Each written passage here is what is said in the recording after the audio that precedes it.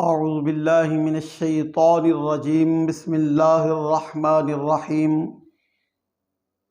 انما حرم علیکم المیتۃ والدم ولحم الخنزیر وما اہل به لغیر اللہ صدق اللہ العظیم الصلاۃ والسلام علیک یا سیدی یا رسول اللہ وعلی آلک واصحابک یا حبیب اللہ۔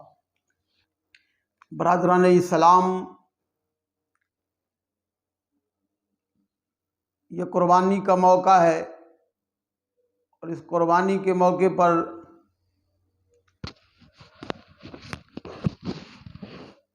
لوگوں کو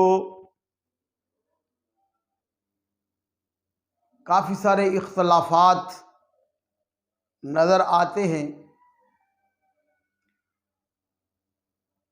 ایک بہت بڑا یہ اختلاف جو حضور کی امت سے لوگ کرتے ہیں اور سرکار کی امت کو دھوکہ دینے کی کوشش کرتے ہیں،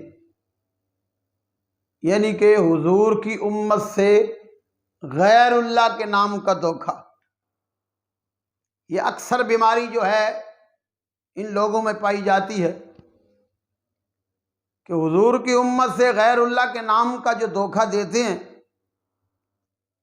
آج کسی ٹاپک پہ ہم بات کریں گے، آپ کے سامنے یہ سارا فیصلہ رکھیں گے، بذاتی طور آپ نے خود فیصلہ کرنا ہے کہ یہ کتنا بڑا دھوکہ ہے۔ آئیے ذرا سماعت فرمائیں۔ انما حرم علیکم المیتۃ والدم ولحم الخنزیر وما اہل بہ لغیر اللہ۔ اب 2 نمبر مولوی یتیم العلم لوگ جو ہیں بس یہی قرآن کی آیت پڑھ پڑھ کر حضور کی امت سے دھوکہ کرتے رہتے ہیں اور یہ کہتے ہیں کہ دیکھیں قرآن میں آ گیا ہے، اللہ نے حرام کر دیا ہے مردار، اللہ نے حرام کر دیا ہے خون، ولحم الخنزیر، اور اللہ نے حرام کر دیا ہے خنزیر کا گوشت، وما اہل بہ لغیر اللہ۔ آپ یہاں پہ جو ڈنڈی مارتے ہیں اور جو حضور کی امت سے دھوکہ کرتے ہیں، ولحم الخنزیر کو، وما اہل بہ لغیر اللہ کو، ان الفاظ کو لے کر جمع کر کے کہتے ہیں دیکھو جی قرآن میں آ گیا ہے کہ جو غیر اللہ کے نام پہ چیز ہوتی ہے وہ خنزیر سے زیادہ حرام ہوتی ہے۔ ہاں آپ میڈیا پہ جا کے دیکھ لیں، یہ لال رومال والا، لمبی داڑھی والا، سکا سا مرا ہوا، یہ ایک مولوی توصیف الرحمان ہے جو برملا کہتا ہے کہ 11ویں شریف کا لنگر جو ہے یہ خنزیر سے زیادہ حرام ہے، سور سے زیادہ حرام ہے، یعنی کہ یہیں سے نکالا قرآن سے۔ قرآن کا کتنا غلط مفہوم بیان کرتے ہیں، کیونکہ یتیم العلم ہیں، قرآن کے یہ غدار ہیں، ولحم الخنزیر کو لے کر، وما اہل بہ لغیر اللہ کو لے کر مقصد یہ نکالتے ہیں اور قرآن کا کتنا غلط مفہوم بیان کرتے ہیں۔ کہتے ہیں کہ دیکھو جی قرآن میں آ گیا ہے کہ جو غیر اللہ کے نام کی چیز ہو وہ حرام ہو جاتی ہے، وہ خنزیر سے زیادہ حرام ہے۔ اب فیصلہ آپ کریں کہ ان کا یہ نظریہ کتنا باطل اور کتنا غلیظ ہے۔ اگر ان کا یہی نظریہ ہے تو اب آئیے میں آپ کو سناتا ہوں، آپ سنیں، فیصلہ بعد میں آپ خود کر لیں اور پھر دیکھیں کہ یہ لعنت کا طوق جو ہے کس نے گلے میں ڈالا ہوا ہے۔ ہاں میں برملا کہتا ہوں کہ آپ پہلے سنیں پھر فیصلہ کریں۔ یہ جو کہتے ہیں کہ غیر اللہ کے نام پہ جو چیز ہو وہ حرام ہو جاتی ہے، اب میں نے یہ انجینئر بدبخت کا بھی ایک کلپ سنا ہے جو کہہ رہا ہے کہ 11ویں شریف کا لنگر، یہ 10 محرم کی نیاز، 12ویں شریف کا لنگر، 22 رجب کے کنڈے، یہ جتنے بھی یہ کھانے ہیں، یہ لنگر ہیں، یہ سارے کے سارے جو ہے ناجائز ہے، یہ ٹھیک نہیں ہے، کیونکہ یہ بعد میں لوگوں نے ایجاد کیے ہیں، لہذا یہ جائز ہی نہیں ہے۔ اور وہ تصیب الرحمان تو اتنا آگے نکل گیا، وہ تو کہتا ہے یہ تو حرام ہے۔ اب میرے اللہ کا فیصلہ بھی دیکھیں، میرے اللہ کی قدرت بھی دیکھیں کہ میرے پاک خالق نے نا جو یہ سارا سال 11 مہینے جو یہ بک بک کرتے رہتے ہیں اور اپنی دکانداری چمکانے کی کوشش کرتے رہتے ہیں کہ دیکھو جی 11ویں شریف کا لنگر حرام، 10 محرم کی نیاز کا لنگر حرام، میلاد کا 12ویں کا لنگر حرام، یہ جو سارا سال بک بک کرتے ہیں نا، میرے اللہ کی قدرت دیکھیں اور میرے اللہ کا انصاف دیکھیں۔ اللہ نے یہ قربانی جو کر رہے ہیں، اللہ نے یہ دن وہی رکھے ہیں۔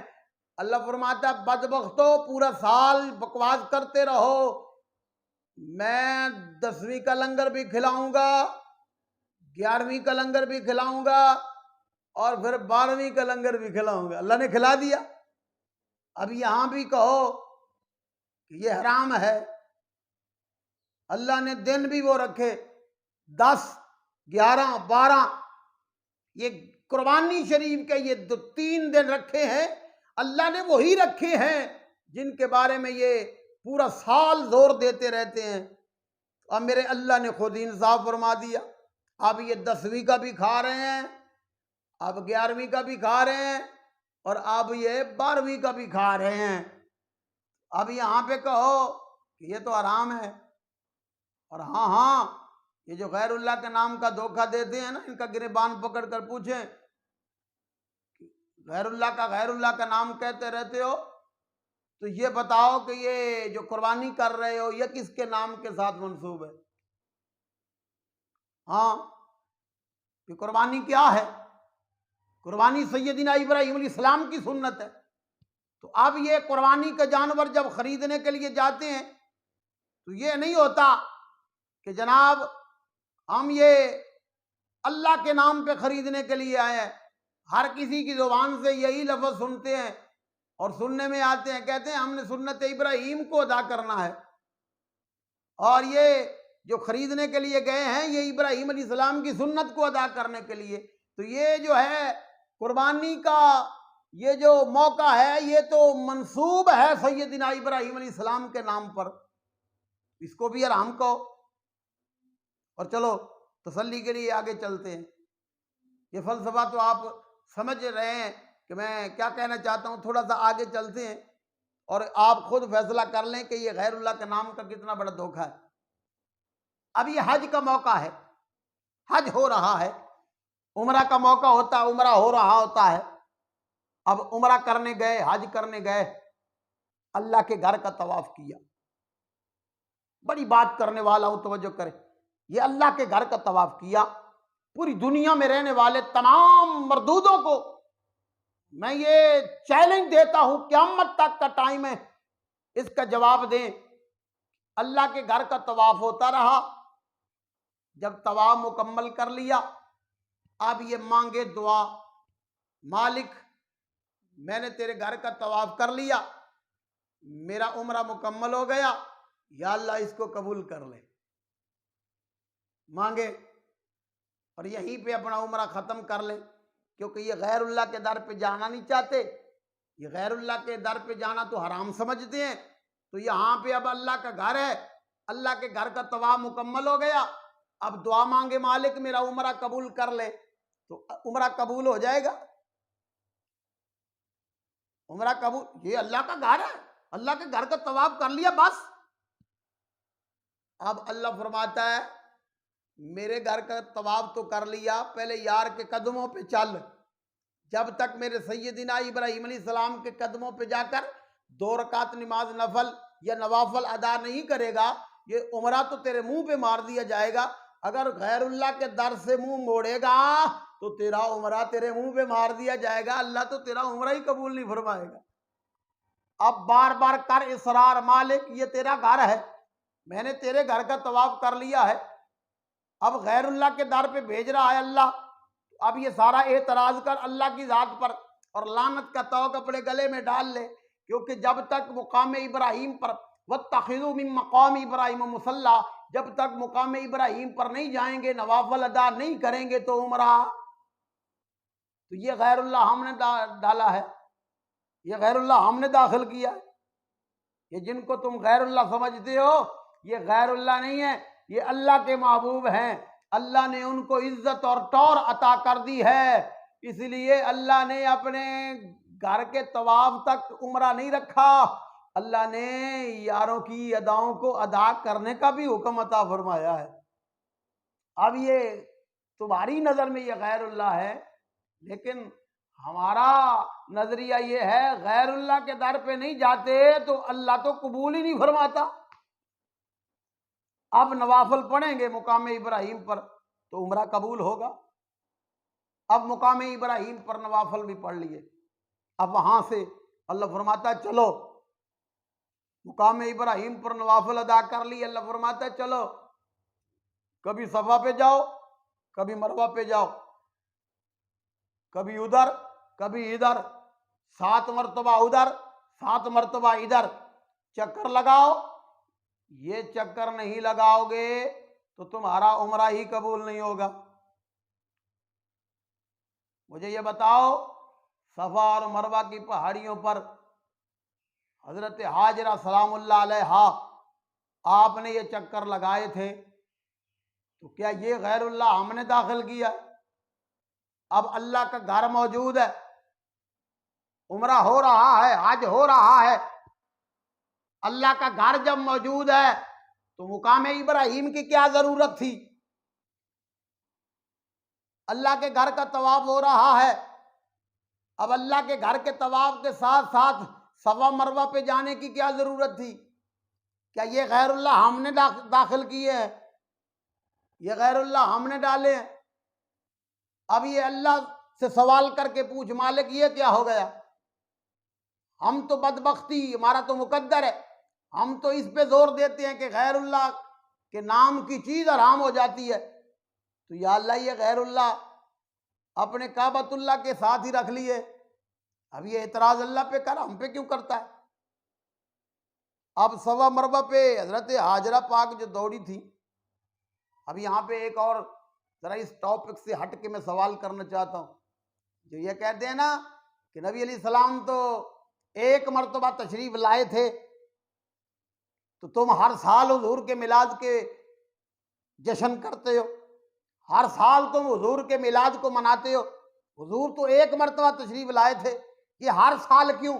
میں یہ پوچھنا چاہتا ہوں کہ سیدہ ہاجرہ پاک سلام اللہ علیہا تو پانی کے لیے ایک مرتبہ دوڑی تھی، مولوی صاحب آج تم کیوں دوڑ رہے ہو؟ جب ہم یہ سوال کریں تو بواسیر ہو جاتی ہے، تکلیف ہوتی ہے، جب ہم پہ اعتراض ہوتے ہیں اس وقت یاد نہیں رہتا کہ حضرت ہاجرہ پاک تو پانی کے لیے ایک مرتبہ دوڑی تھی، تم آج بھی دوڑ رہے ہو، صدیاں بیت گئی، اب وہ پانی کے لیے دوڑی تھی، آج تو پانی بھی وہاں پہ موجود ہے، اب کیوں دوڑ رہے ہو؟ اس لیے دوڑ رہے ہیں کہ جب تک وہ ادا کو ادا نہیں کریں گے، اللہ کے محبوبوں کی ادا کو ادا نہیں کریں گے، اللہ عمرہ حج قبول ہی نہیں فرماتا۔ یہ غیر اللہ ہم نے داخل کی۔ چلو آگے چلتے ہیں، اب جو فلسفہ میں عرض کرنا چاہتا ہوں اس کو آپ سمجھ لیں گے تو انشاءاللہ آپ کا مقدر اچھا ہوگا۔ میں یہاں پہ انجینئر نے جو ایک شعر پڑھا ہے اور بار بار اس پہ زور دیتا ہے، اب وہ شعر اس کے منہ پہ مار دیتا ہوں اور اس کو ویسے ہی بدل دیتا ہوں کہ مرنے سے پہلے کر لے اس پہ غور۔ یہ بار بار پڑھتا ہے نا کہ مرنے سے پہلے کر لے اس پہ غور۔ اب میں نے جو بدلا ہے وہ یہ بدلا ہے، اس نے تو یہ کہا ہے کہ مرنے سے پہلے کر لے اس پہ غور، کتابوں کا خدا اور ہے اور بابوں کا خدا اور ہے۔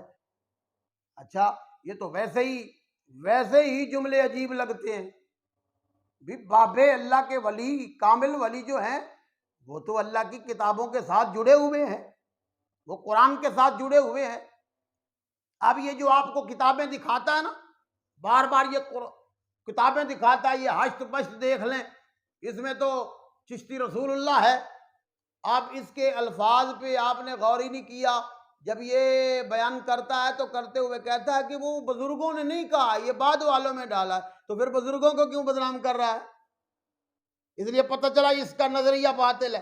اللہ کے ولی اس چیز سے بری ہیں، بری و ذمہ ہیں۔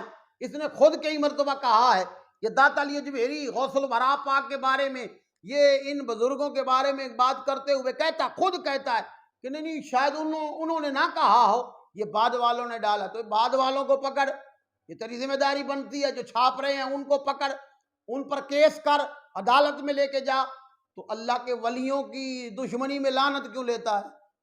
خود اقرار بھی کرتا ہے کہ انہوں نے نہیں کہا ہوگا، یہ بعد والوں کا کام ہے۔ تو بعد والوں کو پکڑ، جو آج چھاپ رہے ہیں ان کو پکڑ، ان پر کیس کر، یہ تیری ذمہ داری بنتی ہے، تو ٹھیکیدار بنا ہوا دین کا۔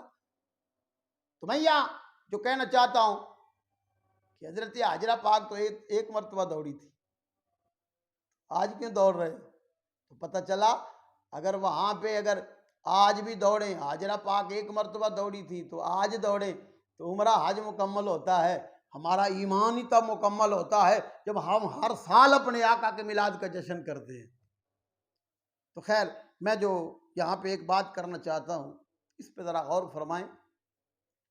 تو میں نے جو انجینئر کا وہ شعر بدلا ہے نا، وہ یہ بدلا ہے کہ مرنے سے پہلے کر لے اس پہ غور، پلیدوں کی تعلیم اور ہے اور پاکوں کی تعلیم اور ہے۔ یا اس کو بھی اگر بدل دے تو اس طرح بھی ہو سکتا ہے کہ مرنے سے پہلے کر لے اس پہ غور، خبیثوں کی تعلیم اور ہے، ولیوں کی تعلیم اور ہے۔ ولی پاکیزگی دیتے ہیں، اللہ نے ان کو پاکیزگی والا راستہ عطا کیا، پاکیزہ لوگوں کو کرنے کے لیے آتے ہیں۔ یہ ولیوں کا راستہ ہے اور خبیثوں کا یہ راستہ ہے جو یہ میڈیا پہ اپنی دکانداری چمکانے کی کوشش کر رہے ہیں۔ اب میں جو فلسفہ بیان کرنا چاہتا ہوں ذرا اس پہ غور کریں کہ قرآن کی کتنی صورتیں ہیں؟ 114 صورتیں ہیں۔ سورۃ رحمان یہ اللہ کے نام پر ہے، ٹھیک ہے، ہم تسلیم کرتے ہیں یہ اللہ کے نام پہ ہے۔ الفاتح یہ ام الکتاب ہے، یعنی کہ یہ ام الکتاب، اس کے کافی سارے نام ہیں سورۃ فاتح کے۔ تو یہ کھولنے کے لیے قرآن کھل گیا۔ اگلی سورت جو ہے وہ سورۃ بقرہ ہے۔ اب یہ میرے ہاتھ میں اللہ کا پاک کلام ہے، اب یہ قرآن اٹھائیں اور قرآن کو اٹھا کر سورۃ بقرہ سے شروع کر لیں، والناس تک چلے جائیں تو آپ کو ہر سورت کلام الہی لگے گا، کیونکہ ہے ہی کلام الہی۔ میں جو یہ بات کرنا چاہتا ہوں اس پہ ذرا غور فرمائیں، فیصلہ اپنے دل سے خود کر لیں کہ یہ کلام الہی ہے۔ سورۃ بقرہ سے لے کر سورۃ والناس تک جائیں تو ہر سورت کلام الہی ہے۔ تو یا اللہ یہ کلام الہی ہے، تیرا پاک کلام ہے، میرے مالک یہ کیسا انصاف ہے؟ یہ بدبخت آج کے بعد پیٹیں گے، ماتم کریں گے، یہ کیا ہو گیا؟ جو میں آپ کے سامنے فلسفہ دینا چاہتا ہوں، توجہ کریں، آپ کا کبھی ادھر خیال ہی نہیں گیا ہوگا کہ یہ کلام الہی ہے۔ یہ روئیں گے اور رو رو کر کہیں گے مالک یہ کیا ہو گیا؟ ہم تو اس پہ رٹ لگا رہے تھے کہ غیر اللہ کا نام آ جائے تو حرام ہو جاتا ہے۔ تو یہاں پہ ذرا غور کریں، یہ کلام الہی ہے۔ ہر سورت کا نام دیکھ لیں، ہر سورت پہ غیر اللہ کا نام رکھا ہوا ہے۔ یہ ہم نے رکھا ہے، یہ صورتوں کے نام میرے نبی نے رکھے، یہ صورتوں کے نام اللہ نے رکھوائے ہیں۔ اب یہ سورۃ بقرہ جو ہے یہ ایک اللہ کے ولی کی گائے کا نام ہے جس پر اللہ کا کلام ہے، کلام الہی ہے، لیکن سورت کا نام جو ہے وہ غیر اللہ کے نام پر ہے۔ اگلی سورت کو دیکھ لیں، سورۃ آل عمران شریف، یہ کلام الہی ہے اور اوپر نام جو ہے یہ غیر اللہ کا ہے۔ اسی طرح کیونکہ میرے پاس اتنا ٹائم نہیں ہے، نہیں تو اس تمام کی وضاحت کرتا، یہ دیکھتے جائیں ہر صورت کلام الہی ہے لیکن اوپر غیر اللہ کا نام ہے. اب قرآن کو تو حلال رہنے دو، قرآن کو تو حلال رہنے دو، یہ کلام الہی ہے، نام غیر اللہ کا ہے اوپر. اب اللہ پہ سوال کرو مالک یہ کیا ہو گیا؟ تو پھر میں یہیں پہ یہی کہوں گا نا کہ مرنے سے پہلے کر لے اس پہ غور. خبیثوں کی تعلیم اور ہے، ولیوں کی تعلیم اور ہے. تو یہ جن کو غیر اللہ سمجھ رہے ہو یہ اللہ کے محبوب ہیں، اللہ نے خود ہی ان کو عزت عطا کر دی ہے. تو یہ تمام صورتیں غیر اللہ کے ناموں پر ہیں. اب یہاں پہ کیا کہو گے؟ حضور کی امت کو چاہیے کہ ان لوگوں کے گربان پکڑ کر پوچھے، جاؤ قیامت تک اس کا جواب دیں، قیامت تک کا ٹائم ہے، اس کا جواب لے کے آئیں کہ یہ غیر اللہ کے نام پر کیوں ہے. تو پھر یہ نظریہ چھوڑ دو، یہ غیر اللہ کا نظریہ جو دیتے ہو لوگوں کو یہ باطل ہے. حقیقت میں اللہ نے اپنے ذکر کے ساتھ، اپنے نام کے ساتھ اللہ نے اپنے یاروں کو بھی عزت عطا کی ہے. یہی ہمارا عقیدہ اور ایمان ہے. اللہ تعالیٰ ہمیں اس پہ غور و فکر کرنے کی اللہ توفیق عطا فرمائے. آمین ثم آمین.